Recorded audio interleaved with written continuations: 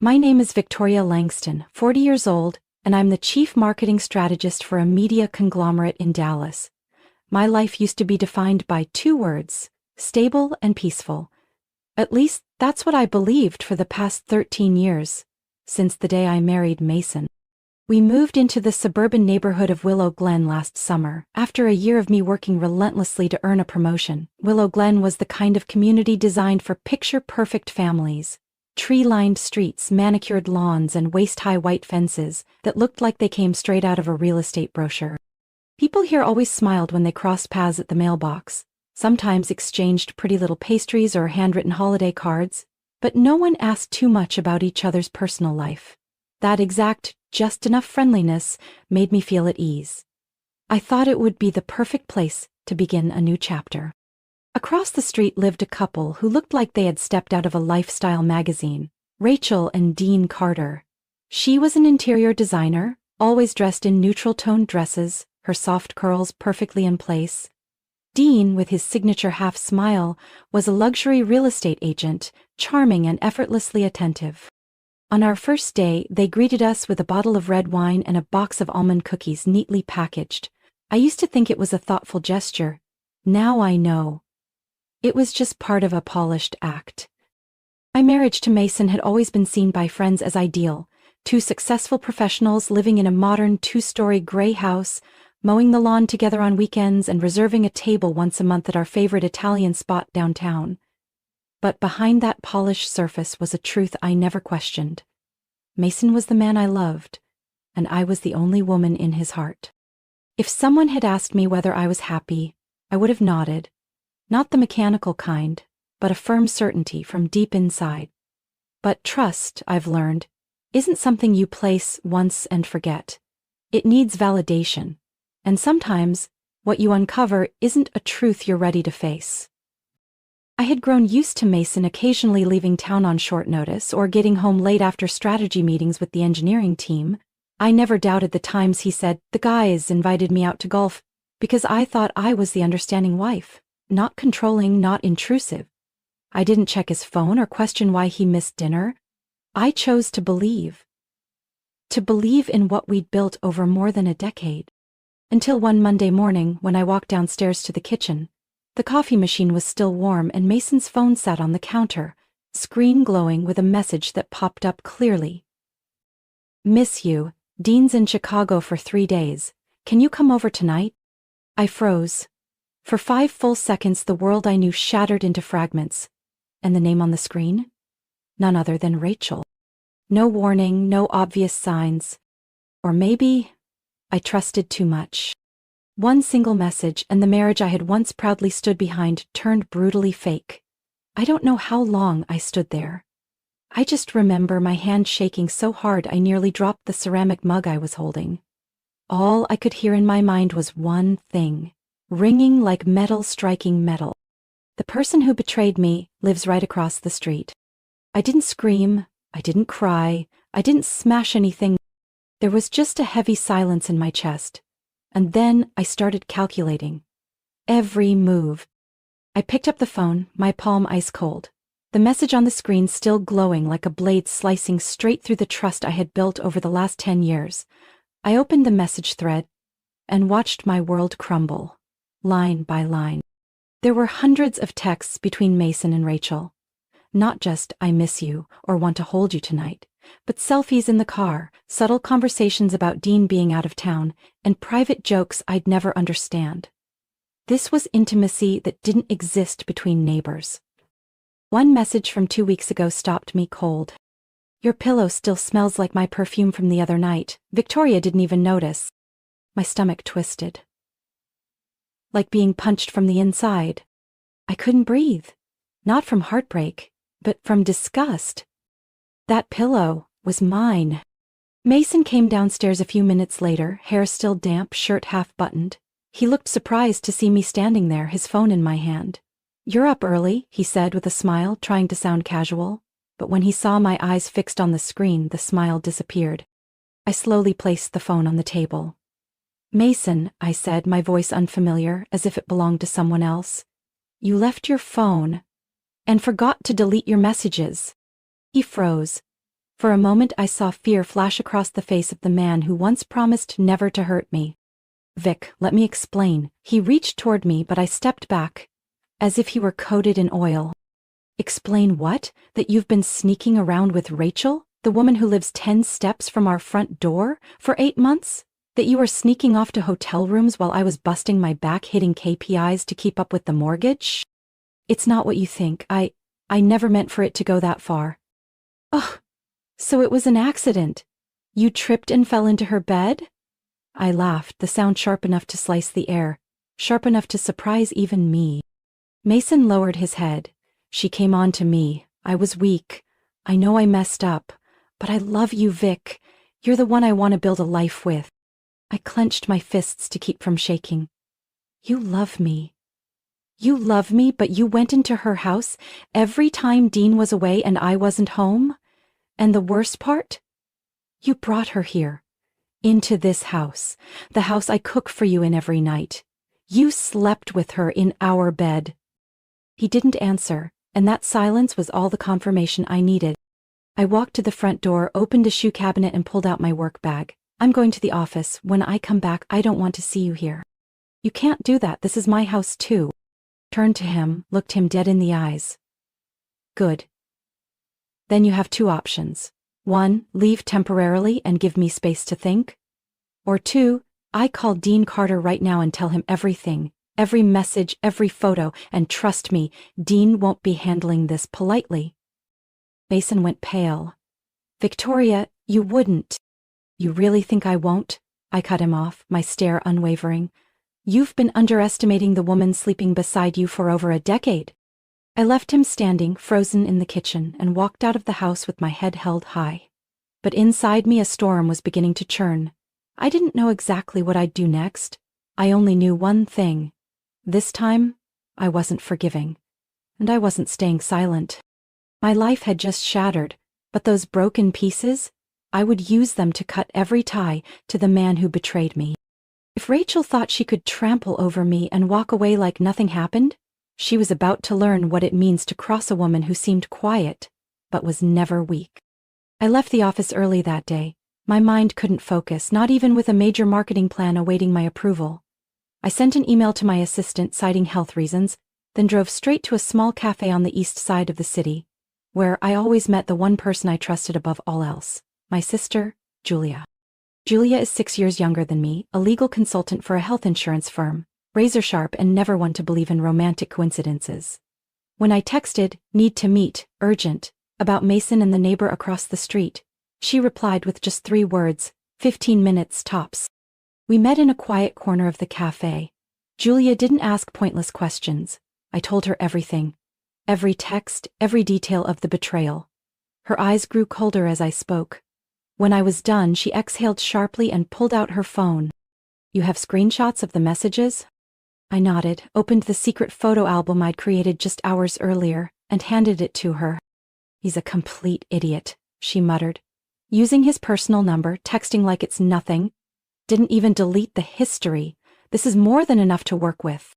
I leaned back in my chair, my voice rough. I don't just want a separation, I want it all out in the open. In front of Mason, in front of Rachel, and yes, Dean too. Julia looked up like she was seeing a different version of me. Are you sure? Dean Carter isn't exactly soft. If this blows up, then at least 2 people will finally be held accountable for what they did. I cut in. I've been silent long enough. Julia was quiet for a moment, then nodded. All right. First, you need a separate divorce attorney, not a mediator, someone sharp enough to set hard terms. I know someone. We mapped out our plan of action. Gather solid evidence, message screenshots, call logs, and a timeline of Mason's absences that perfectly aligned with Dean's business trips. Freeze joint accounts. Mason and I had 2 joint bank accounts. Julia would guide me on how to request a temporary freeze until a court order was in place. Contact a lawyer. The next morning, I'd meet with attorney Carla Ruiz, someone Julia had worked with during a tough property case. Prepare the delivery, but not in any cliché way. I wasn't about to just toss his luggage on the porch. I wanted Rachel to open the door and see clearly. Her carefully crafted world was collapsing. right where she destroyed mine. That night, I returned home and noticed Mason wasn't in the kitchen. The bedroom light leaked through the door crack. He hadn't left yet. I walked upstairs and opened the door. He was sitting on the edge of the bed, head down, arms wrapped around his knees like a child caught red-handed. "I'm calling the lawyer tomorrow," I said calmly. "And if you withdraw $1 more from our joint accounts, I'm sending everything I have to Dean." He looked up, face pale as chalk. "Victoria, you can't do that." "I will," I replied. He rushed forward, his voice nearly pleading. "I made a mistake. But I love you. You have to believe that." I gave a dry laugh. "Your love means nothing when stacked against 8 months of betrayal in this house. You made your choice. Now live with it." That night, I slept in the home office, locked the door. Mason didn't even try knocking. The next morning, I walked into Carla Ruiz's office, files in hand. She was petite, gray-streaked hair, rimless glasses, and a voice sharp enough to make anyone retreat. After I laid out everything and showed her the evidence, she simply said, "We'll proceed by the book, but when this is over, he won't have a place left to stand." I nodded, but I didn't want it to end with just a divorce petition. That night, Julia and I sat at the dinner table finalizing the drop-off plan. "What day are you thinking?" she asked. "Friday evening. Dean flies out to Arizona for a 3-day conference. Mason knows. Rachel knows." Julia nodded. "What about the bags?" "I've chosen carefully, not everything, just enough to send a clear message. I know it all, and I'm not staying silent." I looked out the window, where Rachel's house was still lit. A slow, burning fire stirred in me. Not hatred. Not jealousy. But the clarity of a woman who had been pushed to her limits, and chose never to let anyone step on her again. On Wednesday evening, while I was sorting documents for tomorrow's meeting with Carla Ruiz, Julia walked into the living room, holding her iPad, eyes dark. "You need to see this," she said flatly. I looked up and took the tablet from her hands. The screen showed a private Instagram account named Rachel Home Wellness. The profile picture, a black and white portrait of Rachel, smiling softly with that same polished, fake sweetness I once believed was genuine. "How'd you get in?" I asked. "My friend Kaylee went to college with Rachel. They've been following each other since their interior design days. I used Kaylee's account to access it." "Just scroll down." I scrolled gently and the images appeared one by one. Rachel wearing a white silk dress, posing at a bar Mason once told me he couldn't stand because it was too loud. A delicate bracelet wrapped around her wrist, an exact copy of the birthday gift I gave Mason last year. A photo of a wine glass beside a very familiar bottle of red, captioned, "Perfect night, just us." Then I stopped at the 7th photo. Rachel beaming, raising a glass of wine, with a portion of a kitchen wall in the background, green hexagon tile backsplash, a design I personally picked out when I renovated our kitchen in 2020. There was no mistaking it. That was my kitchen. I set the iPad down, hands tightening into fists. She's been in my house while I was away on business. Julia sat beside me, not just in it, acting like it's hers. "Do you remember that 3-day trip to Denver back in March?" I nodded.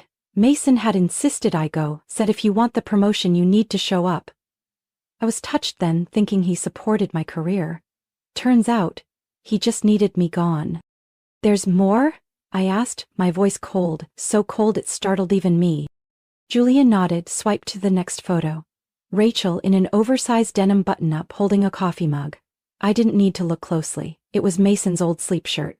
I had washed it hundreds of times, folded it neatly into the second drawer from the left. My breathing grew heavier, not from anger, but from the shock sharpening into pure resolve. "All right," I whispered. "If they dared to bring it into my home, then I'll bring it out in front of everyone." Julia squeezed my hand gently. "You're changing the plan?" I looked her straight in the eye. "Not just delivering. I want Rachel to be the one to open the door, and Dean to be the one who closes it." We sat in silence for a few moments. Julia exhaled. "Then we have to time it right. Dean needs to be gone, but not too far to miss the aftermath." I got up, walked over to my desk and grabbed my phone. In our Willow Glen neighborhood group chat, Dean had shared his real estate showcase schedule. I scrolled back to last week's messages. This Saturday Dean's working the Fort Worth home show all day from 8 a.m. to almost 4 p.m., I read aloud. Mason will know, Rachel will know, they'll think it's a safe window. That's when we show up. Julia smiled, half impressed, half worried. Are you sure you want to go through with this? I nodded. I used to think silence was noble, but now I know. Silence only protects the guilty. That night we began assembling the luggage. I chose 3 large black suitcases, not to pack too much, but just enough to make sure Rachel couldn't deny a single thing. The first, Mason's 2 favorite suits. The dress shoes he bought after getting promoted, and the cologne Rachel once described as bold but irresistible. The second, a wedding photo in a cracked frame. The wristwatch his mother gave him, and the sleepwear I gifted him for our 10-year anniversary. The last one, Julia suggested we add a little bonus, Mason's old idea notebook. On the first page, my handwriting. Always believe in you, V. I folded the notebook, slipped it into the center of the suitcase. Carefully, as if I were wrapping up a trust that had been broken, returning it to where it had been destroyed. Then I sent Mason a short message. You should be at her place Saturday afternoon. I'm sending your things. You left something behind? No reply necessary. I knew he'd be there. And this time he wouldn't be ready, neither would Rachel. That Saturday, Dallas was cooler than usual. A thin veil of clouds softened the sky, but there was nothing soft in me. I drove slowly down Willow Glen, a street that once made me feel safe, now only made me feel trapped, fake. Julia sat beside me, eyes locked on the 3 black suitcases resting quietly in the back seat, like sealed letters waiting to be delivered to their rightful recipient. We parked about 30 feet from Rachel's house. From where I sat, I could see the lower window curtains swaying slightly with the breeze. I sent a quick text to Mrs. Eleanor, the elderly neighbor next door to the Carters, and the same woman who texted me earlier that morning. Dean left at 8 a.m. with his files and coffee. She's home alone. I replied, thank you. It's almost done. Julia popped the trunk. I pulled out the first suitcase, each wheel turning on the pavement like the click of justice falling into place. Not revenge. A reminder. I saw everything, and I won't reward betrayal with silence. We walked up the Carters' porch. Julia knocked. Not long after the door opened, Rachel stood there in a champagne silk robe, her blonde hair slightly tousled, like she'd just finished blow-drying. She blinked at the sight of me and the 3 suitcases, then tried to force a polite smile. Victoria, is everything all right? I smiled thinly. Oh, everything's fine. I'm just here to return a few things Mason left behind. I rolled the first suitcase right to her feet. She froze, gripping the doorframe as if she needed it to stay standing. This one has the suits you once complimented him on. I figured he'll need them for more nights out. I nudged the second one forward. These are gifts from his family. You might want to hold on to them. Could be helpful for those getting to know the in-laws moments. The last one I held on to. And this one, this is what's left of something called a marriage. Victoria, wait, Rachel stammered. I've waited long enough, I said, my eyes locked on her. For the past 8 months, I unknowingly let you into my house, into my bed, into the life I thought was solid. Now it's your turn to open the door. A sound behind me made me stop mid-sentence. A man's voice called out, "What's going on?" I turned around. Dean Carter. He stood at the top of the steps just a few feet away, still holding a coffee he hadn't sipped. His eyes swept past me, pausing on the black luggage lined up on the porch, then shifted to Rachel, confusion etched across his face. You didn't tell me you were expecting someone?" Rachel began to tremble. "I thought you'd be at the Fort Worth Housing Expo all day." Dean frowned. "It got cancelled. Technical issues. I meant to call but forgot my phone. So what is this?" I took a deep breath, looked Dean in the eye. "Dean," I said clearly, "my husband and your wife have been having an affair for 8 months. In my house while you and I were working, traveling, building futures they were quietly destroying." Dean turned to Rachel. "Is that true?" Rachel stepped back. "Dean, I'm sorry, it's not what you think." His voice dropped low and sharp. Then what is it? Explain it. What are these 3 suitcases? Is Victoria making this all up? I handed him my phone, opened a photo folder of evidence. You want proof? These are their texts. Photos taken inside my home. There's even one of Rachel wearing my husband's sleep shirt. Rachel screamed, but Dean had already snatched the phone and was scrolling. His face changed with each swipe, fury taking form, feature by feature. You slept with someone else's husband, he said slowly, and kept living under my roof like nothing happened, laughing with me every night like you were some model wife. Rachel burst into tears. Dean, I messed up. I got caught up in it, but I still love you. Dean turned to me, his voice gravelly. Thank you for telling me. You didn't need to carry this alone. He stood frozen in the doorway, eyes locked on the phone screen. Each message revealed more, subtle, shameless, and undeniable. Rachel stood behind him, sobbing, but no one paid attention to her anymore. I tightened my grip on my handbag, steadying my voice. You see, I didn't make any of this up. I'm not someone who enjoys drama on her neighbor's porch. But when they brought betrayal into my house, into my bed, I figured I had the right to bring the truth out into the open. Dean nodded quietly like the words on that screen had finally confirmed all the faint suspicions that had lingered in his mind. Now everything was unmistakably clear. And just as I was about to leave, a familiar sound hit my ears. Tires screeching. A black SUV pulled up sharply to the curb, the door flung open and Mason stepped out, his face draining of color the moment he saw me standing on the Carter's doorstep, the 3 suitcases stacked neatly behind me. Mason, I said, my voice calm. Perfect timing. He glanced at Rachel, then at Dean, then back to me, his eyes pleading. Victoria, this isn't necessary. Can we talk in private? I gave a cold smile. Oh? So when you were cheating on me for 8 months, privacy didn't matter.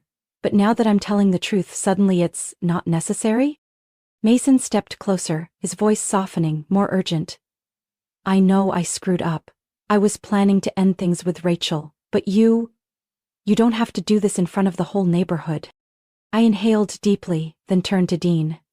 Do you want to read the parts where Mason called Rachel the only one who understands him, or when they planned that Galveston weekend while I was giving a boardroom presentation? Dean nodded. Show me everything. I handed him the phone again. He read silently, his face darkening by the second. The messages were all there. Plans, photos, dates. That lined up with times Rachel claimed to be at the spa or Mason claimed to be brainstorming with engineers. A few moments later, Dean returned the phone to me. I don't need to read any more. He turned to Rachel. You'll be out of my house by tomorrow night. Rachel's face went white. Dean, I don't have anywhere to go. This isn't what you think. Dean cut her off, his voice low and firm. You're right. It's worse than anything I ever imagined. I looked at Mason, who opened his mouth to speak, when an older voice chimed in from the next door gate. Well, I guess it's all finally out now. All 4 of us turned. Mrs. Eleanor stood there holding a tray of cookies like she'd been in the middle of baking and heard the noise. She didn't bother hiding her disappointment. I've seen Rachel sneaking around too many times when Dean was out, she said, stepping forward slowly. I hinted at it with Victoria, but I suppose there's no need for hints anymore. A few other neighbors had begun to gather along the sidewalk. This scene was unavoidable now. Willow Glen wasn't noisy, but gossip traveled faster than Wi-Fi. Someone walked a dog, another sipped coffee, all pretending not to stare, but watching every second. Mason finally spoke, his eyes still locked on mine. Victoria, please, come home with me. We can talk. We can start over. I looked straight at him, no longer shaking. I've frozen the accounts. The attorney will file for separation on Monday. You can take the suitcases back, assuming Rachel still wants to host you. Mason stepped back. Rachel clutched his sleeve, desperate. We need to talk. I can't do this alone. Dean smirked. I think you'd better get used to that. The air on the sidewalk froze for a moment before I turned to Julia, who had stood silently the entire time. Let's go, I said softly. It's cold enough here already. We walked back to the car, leaving behind a closing door, whispers from the neighbors, and 2 people who had just lost everything because they thought no one would ever speak up. I didn't look back. I didn't need to. I knew Mason was watching, but this time, his gaze had no hold on me. Just 2 days after those 3 suitcases showed up on the Carters' doorstep, the legal separation papers were delivered to Mason's attorney. I didn't have to meet him in person. Carla Ruiz, poised and composed, handled everything for me. Hill didn't say a word when he received the papers, she told me. Just froze. I think he knew he had nothing left to hold on to. I kept the house, not because I wanted to cling to walls that had witnessed betrayal, but because I didn't want to hand over anything I'd worked to build to someone who never appreciated it. Mason moved into a rental apartment on the west side of the city. I didn't care who he lived with, what he ate, or whether he still saw Rachel. Rumors came, sure. A former colleague texted me saying he's taken a leave of absence. Claims he's finding balance after a personal setback. I replied with just one word: good. And Rachel? 3 weeks later, a silver pickup truck pulled up in front of the Carter house with a fabric-covered trunk.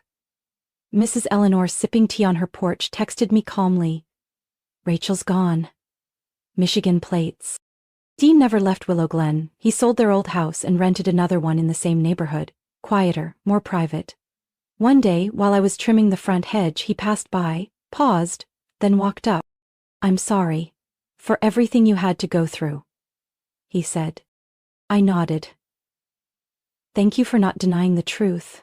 Not everyone has the courage to do that." He stayed quiet for a moment, then asked, "Has Mason tried to reach out?" I gave a small smile. "He has, but not for the right reasons." Just a week after receiving the separation papers, Mason started sending emails. The first was a short apology. Then came long, rambling messages about emptiness, how he was in therapy, realizing the value of what he'd lost, and would never forgive himself if I didn't give him a chance to make things right. I didn't reply, not a single word. Then came the flowers, bouquets of pure white blooms, the kind I used to love, sent to my office with a card that read, "If only I could hear your voice one more time."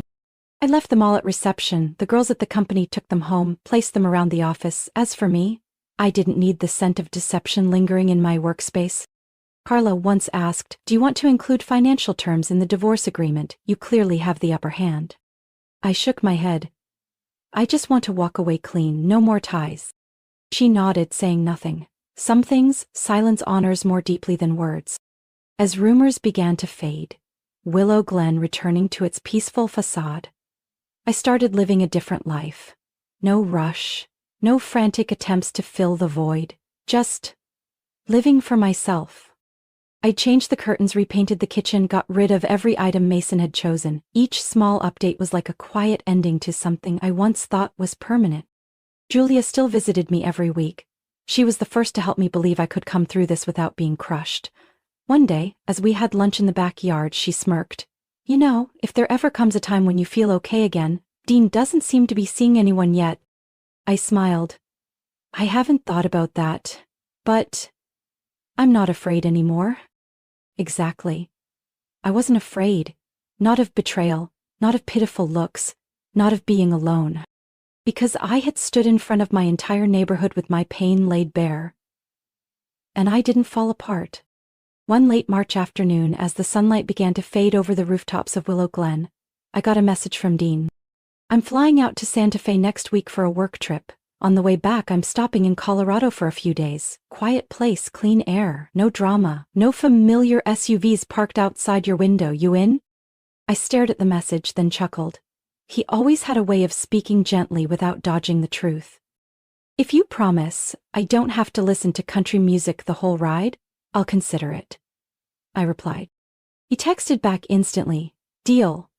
But you're not allowed to bring your laptop." And just like that, the deal was sealed. 3 days later, I packed a small suitcase, left my work phone on the table, and got in the car with Dean. The trip began in silence, but not an awkward one. It was the kind of silence that felt safe between two people who didn't need to force understanding. Along the way, we stopped at a small roadside diner, Dean's favorite from college. He told me how he almost married a girl once just because she laughed the way my mom liked. I laughed.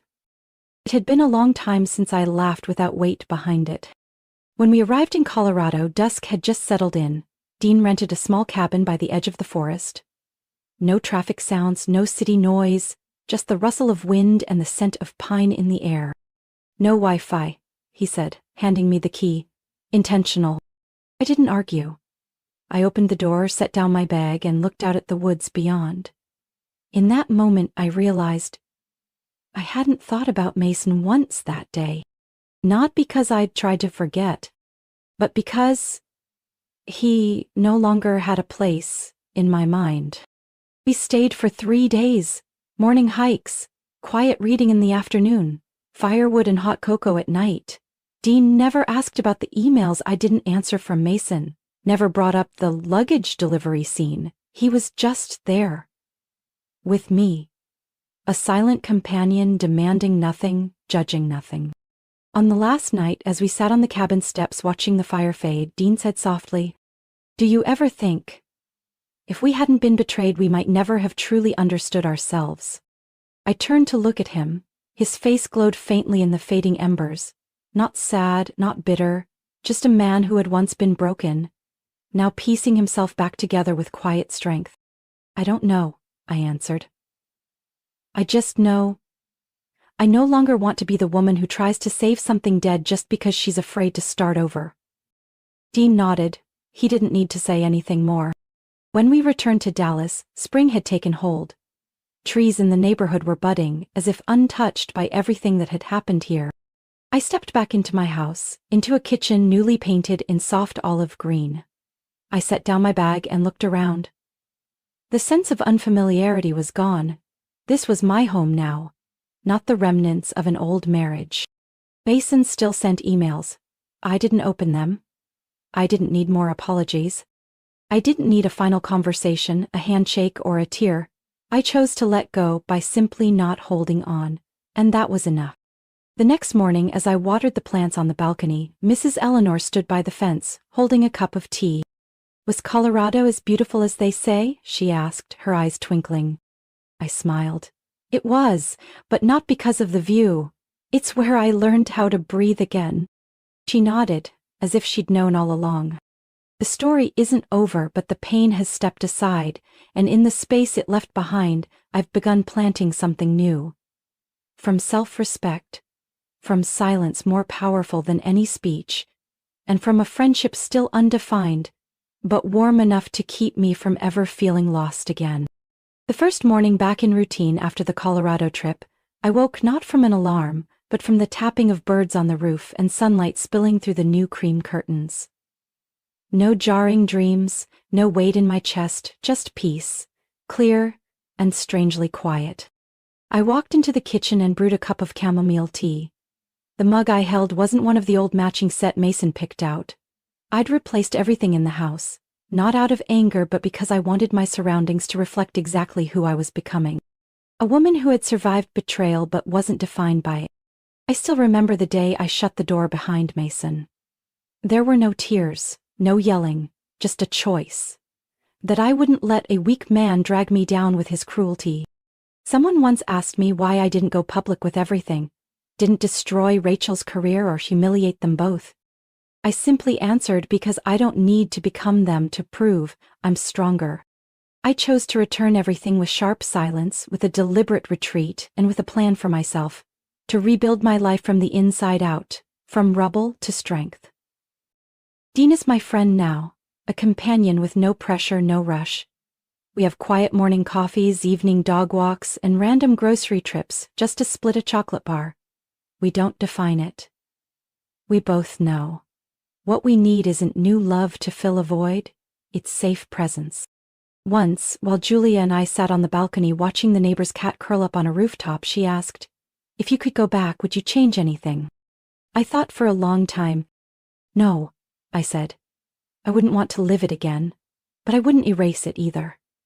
Because without that crash, I would have never learned how to truly stand on my own 2 feet.